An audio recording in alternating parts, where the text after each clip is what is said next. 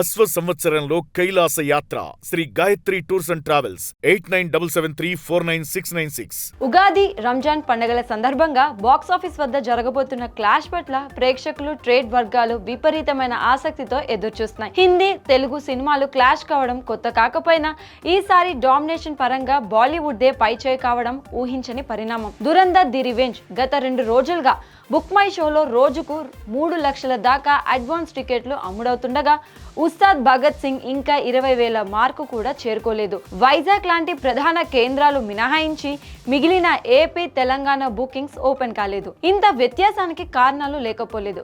OG టైంలో premiere show ticket 1000 రూపాయలైనా అభిమానులు లెక్క చేయలేదు. కానీ ఉస్తాద్ భగత్ సింగ్ కు 500 పెట్టినా ఇంకా సోల్డ్ అవుట్ బోర్డులు కనిపించడం లేదు. కారణం హైప్ లో ఉన్న తేడాలే. ఉస్తాద్ కు తమిళ సినిమా తేరి రీమేక్ ముద్ర ఎప్పటి నుంచో ఉంది. ఇది పూర్తిగా వేరే కథ అని దర్శకుడు హరీష్ శంకర్ పలు సందర్భాలలో క్లారిటీ ఇచ్చారు. ట్రైలర్ లో స్టోరీ వేరుగానే అనిపించింది.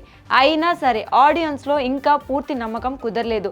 పైగా దేవిశ్రీ ప్రసాద్ పాటలు ఈసారి గబ్బర్ సింగ్ అంతా మ్యాజిక్ చేయలేకపోయాయి. ఇంకో వైపు దురంధర్ రివెంజ్ మీద అంతకంత అంచనాలు పెరిగిపోతున్నాయి. 4 గంటల నిడివి ఉన్నా సరే ప్రేక్షకులు ఎగబడుతున్న వైనం బుకింగ్స్ లో చూడొచ్చు.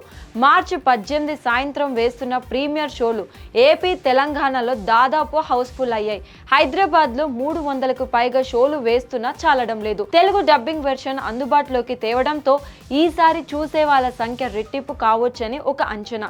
రాత్రికి పాజిటివ్ టాక్ వచ్చిందా దురంధర్ చేయబోయే విధ్వంసం మామూలుగా ఉండదు. ప్రస్తుతం ఉన్న లెక్కలు చూస్తే దురంధర్ రివెంజ్ డామినేషన్ స్పష్టంగా కనిపిస్తుంది. సీక్వెల్ అడ్వాంటేజ్ ఉన్నప్పటికీ దర్శకుడు ఆదిత్య దత్ టేకింగ్ మీద నమ్మకంతో మూవీ లవర్స్ టికెట్లు కొనేస్తున్నారు. ఇక ఉస్తాద్ భగత్ సింగ్ మ్యాజిక్ చేయాల్సిందే. అద్భుతంగా ఉందనిపించుకుంటేనే కలెక్షన్ల వర్షం కురుస్తుంది. ట్రేడ్ టాక్ ప్రకారం ఈ మూవీ మీద 120 కోట్ల బిజినెస్ జరిగింది. అంటే 200 కోట్ల గ్రాస్ ఫైనల్ రన్ లోగా వసూలు కావాలి. దురంధర్ ది రివెంజ్ మొదటి రోజే అంత మొత్తం తెస్తుందనే విశ్లేషణ బలంగా ఉన్నాయి. మరి ఉస్తాద్ ఇంత గట్టి పోటీని ఎలా తట్టుకుని నిలుస్తుందో చూడాలి.